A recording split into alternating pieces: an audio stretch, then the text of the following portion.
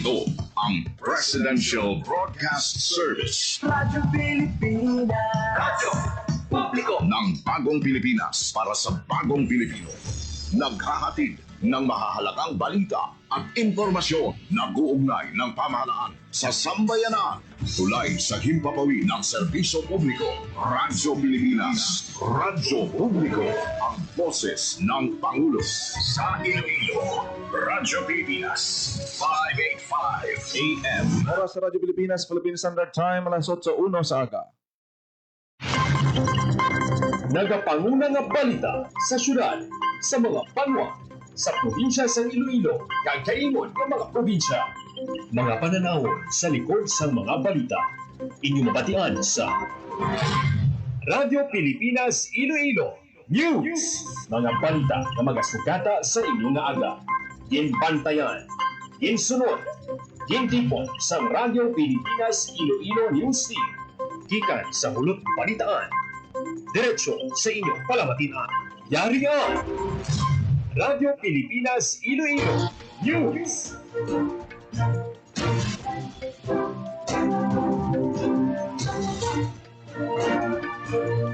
Ayong aga Pilipinas, good morning Western Visayas. Welcome sa Radyo Pilipinas News subong adlaw sang Martes, Enero 27, tuig 2026. Ako ang inyong tagbalita, Jinel Baclay, kag karon sa mga headlines. Selebrasyon sa Dinagyang Festival nangin malinong kag matawhay suno sa Police Regional Office 6. Kapin 2 kagatos katonelada sang basura natipon sang GSO sa siyudad sang Iloilo sa highlights sang Dinagyang Festival. Mga basura nga natipon i-recycle. Yay sang jeep balik na sa daan nga ruta, sidewalk sa downtown area matinlo na pagkatapos sang Dinagyang. Mga pulis na gindeploy sa Dinagyang Festival gintagaan 2 ka adlaw nga break.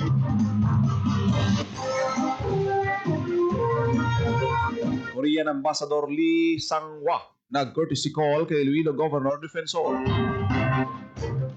Proyekto sa GRMP2 ginbisitahan sa ambasador. 76.1 million pesos nga bulig sa mga mangunguma kag mangingisda ginpalabot sa Department of Agriculture sa Aklan. Maligana isang perdon candle sa Libria sang Haro Cathedral nagsugod na. Pulis nga natiruhan sa bypass operation gintagaan sang medalya ng kagitingan upon kagalingan sang Police Regional Office 6. Kag Register Anywhere program sang COMELEC nalon sa Campo Delgado subong nga adlaw.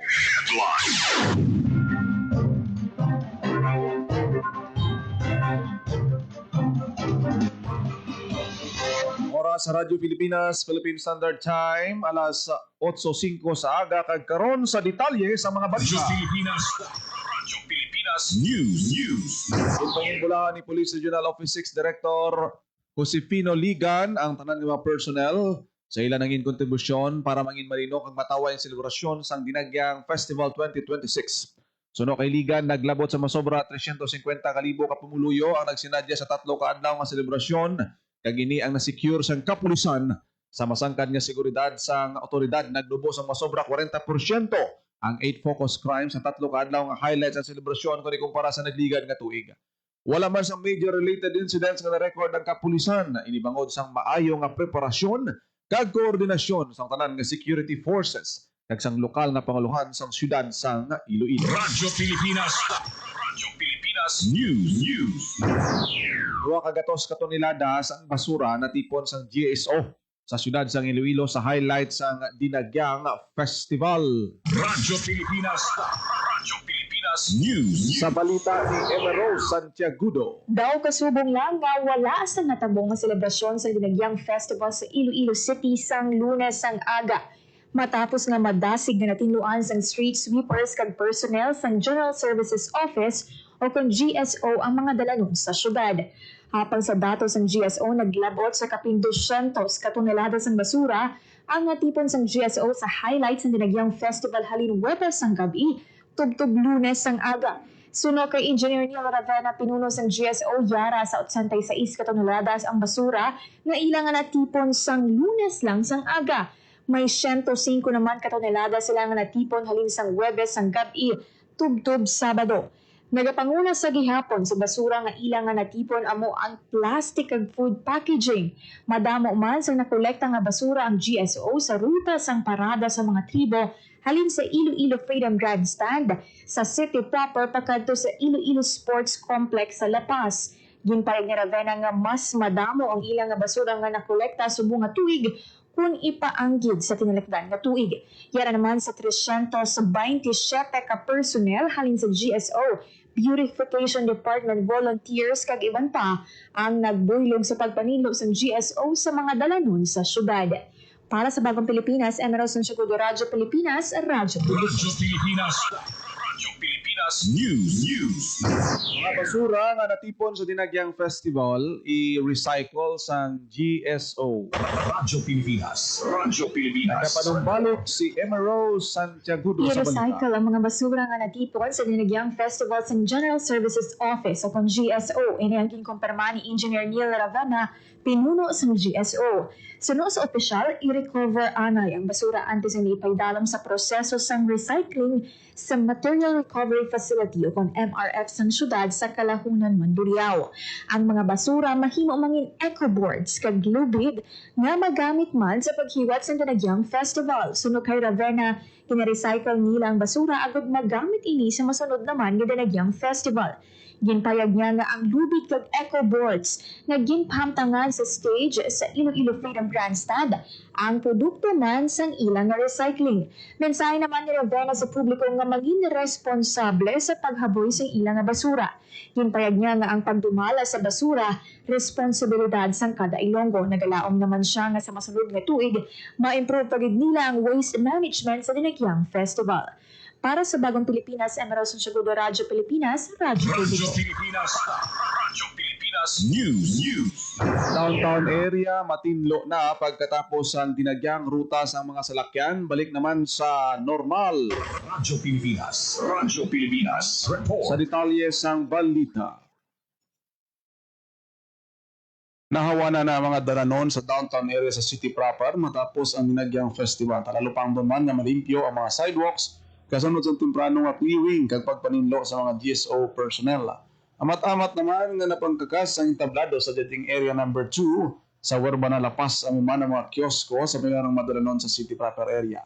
Balik naman sa normal ang ruta sa mga dipasayero nga jeep sa siyudad sa Iloilo nga ginadeliher sa mga katapo sa Iloilo City Traffic Transportation Management Office sa mga nagapanguna nga dalanon. Para sa Bagong Pilipinas, General Baclay, Radyo Pilipinas, Radyo Pilipinas. Radyo Pilipinas News. Gintagaan sang duwa ka adlaw nga break sang Police Regional Office 6 sa mga police nga gin-deploy sa Dinagyang Festival 2026. Ini ang ginanunsyo mismo ni PRO 6 Director Brigadier General Josefino Ligan matapos ang closing kag awarding ceremony para sa mga personnel nga gin-deploy sang Dinagyang Festival. Suno kay Ligan, katuyuan sang break nga matagaan sang tiyempo ang kapulisan nga makapahuway makaligad ang pinakadlaw nga pagpatuman sang seguridad sa siyudad sang Iloilo. Ginpanugiran sang opisyal ang mga pulis nga gamiton ng break para makapahuway upod ang ginatag sa kapamilya na ibaluan ng ibo ka pulis ang in-deploy sa siyudad sang Iloilo para pasangkaron ang seguridad sa pagselebrar sang Dinagyang Festival 2026. Radyo Pilipinas. Radyo Pilipinas News. Korean Ambassador Lee sang Sangwa nag-courtesy call kay Iloilo Governor Defensor. Radyo Pilipinas. Radyo Pilipinas. Sa balita ni Marian Grace Erenieta. Giwas ang courtesy call kay Iloilo Governor Arthur Defensor Jr. si Ambassador of the Republic of Korea to the Philippines, Lee Sangwa sa Iloilo Provincial Capital. Kadungan sa pagbisita sang ambassador, kinistoryahan kung paano papasugon ang bilateral cooperation sa tunga sa probinsya sang Iloilo kag South Korea sa area sang infrastruktura, edukasyon, turismo, information technology kag manpower development. Gindayaw ni Ambassador Lee ang Halaor River Multipurpose Project Stage 2 nga gimponohan sa ilalom sa Official Development Assistance o ODA sa South Korea government pinaagi sa Economic Development Cooperation Fund. Gimpayag niya nga ang JRMT2 isa ka game changer kag a very good example sa isa ka successful kag epektibo nga flood control project. Nagpabutyag man ang ambassador sang iya nga paglaom sa Panay Guimaras Negros Bridge nga isa naman ka landmark project nga ginasuportaran sa Korean government. Samtang ginbalikan man ni Governor Defensor ang mga plano para sa direct flights sa Iloilo to Seoul kag nagpahayag nga apiser naguntat ang inisyatibo mangol sa pandemya nagapabilin ini nga prioridad para sa regional nga koneksyon. Dugang pa sa gobernador nga may 500 ka mga Koreano nga nagapuyo sa Iloilo kag ang direct flight makabuli sa pagpasayon sa turismo kag negosyo. Gimpakigbayo man ni Governor Dapansor nga nagaluto man siya sa Korean food. Kaupo ni Ambassador Lee sa pagbisita ang mga representante gikan sa Philippines Korea Economic Council kag Philippine Chamber of Commerce and Industry Iloilo Chapter Incorporated sa pagpanguna sa presidente sini nga si Fulbert Wu. Para sa Bagong Pilipinas, Maria Grace Aranyata, Radyo Pilipinas, Radyo Publiko. Radyo Pilipinas. Radyo Pilipinas News. Nagbalik sining karon lang sa Halaor River Multipurpose Project Stage 2 si South Korean Ambassador to the Philippines, His Excellency Lee Sang-hwa, para sa high-level site inspection. Ang pagbisita sa kabahin sa mas malapad nga diplomatic mission sa Iloilo nga nagatuyo mapabakod ang stratehiya sang partnership sa tunga sang South Korea kag Pilipinas. Sa inspeksyon gin-highlight ni Ambassador Lee ang madalom nga diplomatiko may kangtanan sa tunga sang duha ka pungsod nga nagasambit sang GRMP2 bilang isa ka talalupang doon nga ehemplo kung paano ang international nga kooperasyon nagaduso sang inklusibo nga pag-uswag. Gintumod niya nga ang GRMP2 importante nga proyekto sa karon nga nagatalupangod sang bugal sang gobyerno sang South Korea sa pagsuporta sa misyon sang Iloilo para sa malawig nga seguridad sa pagkaon kag tubig. Ang proyekto ginpunduhan paagi sa Office of Development Assistance o ODA gikan sa gobyerno sa South Korea paagi sa Korea Exim Bank. Ginabiabi naman ni NEA 6 Regional Manager kag GRMP2 Concurrent Project Manager Engineer Junel Bores si Ambassador Lee. Kaupod ni Engineer Bores si Institutional Development Division OIC Steve Cordero, Contracts Administration Chief Engineer Noe Aguhitas kag Technical Assistant Ruth Sele Hamelo. Yara man ang mga opisyal sang Daewoo kag ginpangunahan ni Project Manager Sunggo Cha. Ang pagbisita nagamarka sang una nga pagbalik ni Ambassador Lee sa lugar halin sang gininaugurahan ang dam sadtong July 16, 2024. Radyo Pilipinas. Radyo Pilipinas News. 26.1 million pesos nga bulig sa mga mangunguma kag mangingisda ginpalabot sang Department of Agriculture sa probinsya sang Aklan. Radyo Pilipinas. Radyo Pilipinas. Sa Report. balita ni JP Herbas. Pagpalabot ng Department of Agriculture o DA sa pagpanguna ni Secretary Francisco Chu Laurel Jr. sang 76.1 million pesos na balor sang agri-fishery project sa Aklan. Katuyuan sini ang pagpaayos ang palangitan-an sa mga manguma kag mangisda paagi sa paggamit sa moderno nga kagamitan kag teknolohiya. Ini kabahin man sa pagtuman sang handom kag direktiba ni President Ferdinand R. Marcos Jr. nga obrahon nga moderno ang agrikultura kag siguraduhon ang seguridad sa pagkaon. Takip sa mga ginpalabot nga bulig ang tractors kag harvesters, insurance indemnity checks kag fiberglass boats para sa mga mangingisda. Paagi sini, gidalauman nga maging mas madubo ang gasto kag maging mas maayo ang pagpangabuhi sang mga benepisyaryo. Para sa Bagong Pilipinas, JP Herbas, Radyo Pilipinas, Radyo Publiko. Radyo Pilipinas. Radyo Pilipinas News. Maligyan na isang perdon candles sa Haro Cathedral nagsugod na. Radyo Pilipinas. Radyo Pilipinas. Report. Sa balita ni Marian Grace Erenieta. Nga makabakas ang perdon candle sa librerya, religious and souvenir shop sa Haro Cathedral umpisa Lunes, Enero 26. Sa interview sa Radyo Pilipinas, Iloilo ang isa ka kandila, valor 40 pesos, kag ang isa ka putos nga misulod nga 5 ka kandila, mabakas ang tig 200 pesos. Ang color sa siningatuig sa kandila amo ang pink. Bukas ang librerya at Lunes tugtog Sabado, las 9 sa aga, tugtog las 12 sa uto kag magapanumbalik 1:30 to 5 p.m. Kung Domingo, sara makabakas sila 7 sa aga, tugtog las 7 sa gabi. Samtang hibato naman ang Blessing of Candles kadungan sang Solemn Pontifical Mass sa February 2, las 8 sa aga, nga pangunahan ni Most Reverend Medifel Billones, Archbishop Sang Haro. Para sa Bagong Pilipinas, Maria Grace Aranyata, Radyo Pilipinas, Radyo Publiko. Pilipinas. Radyo Pilipinas News. Gimbisitahan ni Police Regional Office 6 Director Brigadier General Josefino Ligan ang pulis nga natiruhan sa bypass operation sa Banwa sang Pavia, Iloilo, Sandam Laglang. Sa iya pagbisita ginaward sini ang medalya ng sugatang magiting sa pulis matapos magpakita sang kaisog kag dedikasyon sa trabaho. Nagpalabot man sang bulig pinansyal si Ligan sa pamilya sang pulis. Sa karon, stable na ang kondisyon sang pulis kag nagapaayo pa sa ospital. Radyo Pilipinas. Radyo Pilipinas News. Register Anywhere program sang COMELEC dalon sa Police Regional Office 6 compound subong adlaw. Radyo Pilipinas. Radyo Pilipinas. Detalye sang balita. Kabayan sa pagsahulog sang Philippine National Police Day sa Enero 27, magapahamtang sa Voters Registration Services ang Iloilo City COMELEC sa Police Regional Office 6 Multipurpose Hall, Camp Martin Chufilo Delgado sa Port San Pedro, Iloilo City. Lakip ang COMELEC sa mga ahensya magabuylog sa one-stop shop government services. Ang Special Satellite Registration of Voters kag Register Anywhere program hiwaton alas 9 sa aga hasta alas 4 sa hapon sa ring bukas ini sa kapulisan kag ilang mga dependents.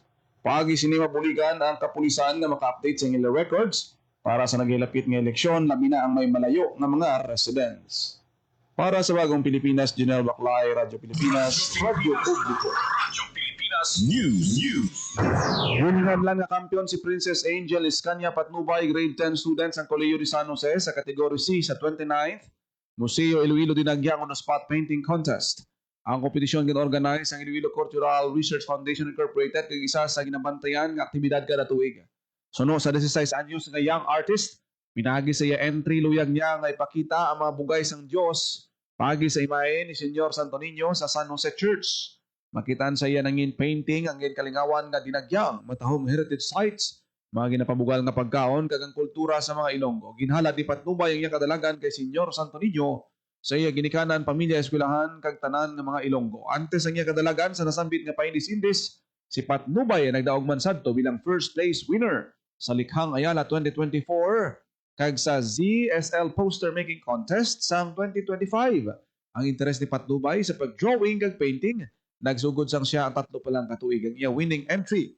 Kaupo ng iban pang mga tagdaog ang nalauman nga mangin kabahin sa exhibit sang Museo Iloilo sa Provincial Capitol Complex. Radyo Pilipinas. Radyo Pilipinas News. Sa iban pang balita, TESDA may bago-unang regional director. Radyo Pilipinas. Radyo Pilipinas. Report. Sa balita ni Marian Grace Iranieta. May bago na nga Regional Director ang Technical Education and Skills Development Authority o TESDA Region 6. Sa next TESDA Order Number 021 Series of 2025 na nagamando sa reassignment kag designation sa pinaka-TESDA 6 officials, ginapoint bilang Acting Regional Director sa Regional Office 6 si Esther Babalo. Si Babalo ang anay Assistant Regional Director kag Provincial Director sa TESDA Iloilo. Pagkatalusan ni Babalo si anay Regional Director Tony Jun Tamayo nga nagretiro na sa serbisyo. Samtang designate naman bilang Acting Provincial Director sa TESDA Iloilo si Porfirio Celestial kag Acting Chief sa Technical Education and Skills Development Specialist sa Regional Training Center Iloilo si Donabel Solesta. Para sa Bagong Pilipinas, Marian Grace Aranyata, Radyo Pilipinas, Radyo Publiko. Radyo Pilipinas. Radyo Pilipinas News. Huli nga valor 8.2 million pesos ginpanagtag sa masobra 2,000 ka mga bakulod nun. Radyo Pilipinas. Radyo Pilipinas. Sa balita ni JP Herbas. Nagdangat sa 2,131 ka bakulod noon ang tigayon na nagbaton sa ilang mga request sa bulig sa idalom sa assistance to individuals in crisis situation o kon AX. Ini ang nagbalor sa kabusan nga 8.2 million pesos. Ang nasambit nga payout ang ginhiwat sa Bacolod City College Gymnasium kag ginpatigayon kaupo ng Department of Social Services and Development sang Bacolod City. Suno sa Bacolod City Government, ang gobyerno sa syudad padayon nga magapalabot sang organisado kag patas nga paghatag sang bulig sa mga kwalipikado nga benepisyaryo sa tion sang ilang kabudlayan kag kinahanglanon. Para sa Bagong Pilipinas, JP Harvas, Radyo Pilipinas, Radyo Publiko. Radyo Pilipinas. Radyo Pilipinas News. Rescue sa Philippine Coast Guard kag Municipal Disaster Risk Reduction Management Office Kaluya. Ang 3 kasakay sang motor bangka nga naglugdang sa baybayon sang Panagan o Panagatan Island, Kaluya, Antique. Suno kay Mayor Jill Kent Lim, ang mga sakay sang bangka gitkilalang sa Maylin Caballero 39 anyos, Tony Cassia 41, kag isa ka menor de edad. Narespondihan ang insidente matapos makabaton sa impormasyon ng Philippine Coast Guard na tuhoy sa naglugdang nga sakayan. Gilayon nga nagresponde ang Coast Guard Substation Kaluya kag nagpakigangot sa lokal nga panguluhan para sa search and rescue operation. Sa pagbuniligay sa Coast Guard Kaluya, deployable response team kag MDR rin mo kaluyan na rescue ang mga sakay sang bangka.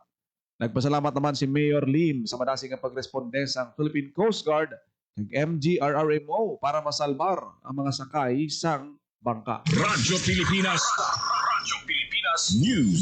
Dinagsa Festival sang Cadiz, gindugukan sang mga turista kag migrant. Radyo Pilipinas. Radyo Pilipinas. Sa Report. detalye sang balita ni JP Herbas. Indugukan sa mga bisita kabaga ni Grense ang bago lang natapos nga Dinagsa Festival sang Cadiz City.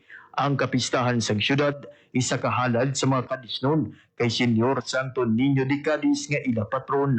Isa sa mga gindugukan ang tuigan nga lamhitanay sa dalan kung sa diin ang lamhit no limit sa mga bayo kaguya sa mga pumuluyo kag bisita gamit ang mga pintura.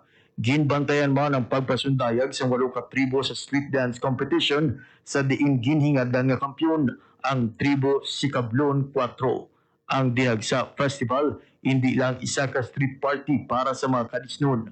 Para sa ila, ini ang boldest, brightest, kag happiest ang syudad San Cadiz. Para sa Bagong Pilipinas, JP Herbas, Radyo Pilipinas, Radyo Publiko. Radyo Pilipinas. Radyo Pilipinas News. Oras sa Radyo Pilipinas, Philippine Standard Time, alas 8:23 sa aga. Radyo Pilipinas. Radyo Pilipinas. Kagin nyo nabatian ng detalye sa mga nagkapangunang balita sa Radyo Pilipinas News subong adlaw sang Martes, Enero 27 na kinatuig 2026. Sa dugang pangabalita kag impormasyon, please share, follow kag like sa aton Facebook page Radyo Pilipinas Iloilo. Good morning sa aton mga FB live viewers. Sir Reynaldo Sira, kay Sir Sherwin Marco Villa, Sir Magdalino Pajardo nga nagaupod sa aton sini nga pagpangalagad sa tanan naton mga nagaupod sa aton sini nga FB live. Salamat gid ka. Good morning sa inyo tanan-tanan. Ako na gid lamang inyo alagad ang inyong tagbalita kada aga, Janelle Maclay. Mayong aga Pilipinas. God bless Iloilo.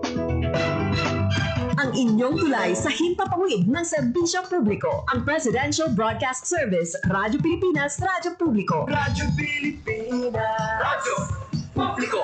Kinilala ng pang-international at prestigyosong Asia Pacific Broadcasting Plus Awards 2025 para sa kategorya ng Government Streaming. Ito ay dahil sa epektibo nitong pagsasanib ng mga tradisyonal na media tulad ng telebisyon, radyo at print para masabayan ang mabilis na pag-inog ng mundo ng digital at social media tungo sa mas epektibong paghahatid ng mahahalaga at napapanahong mga impormasyon sa mamamayang Pilipino.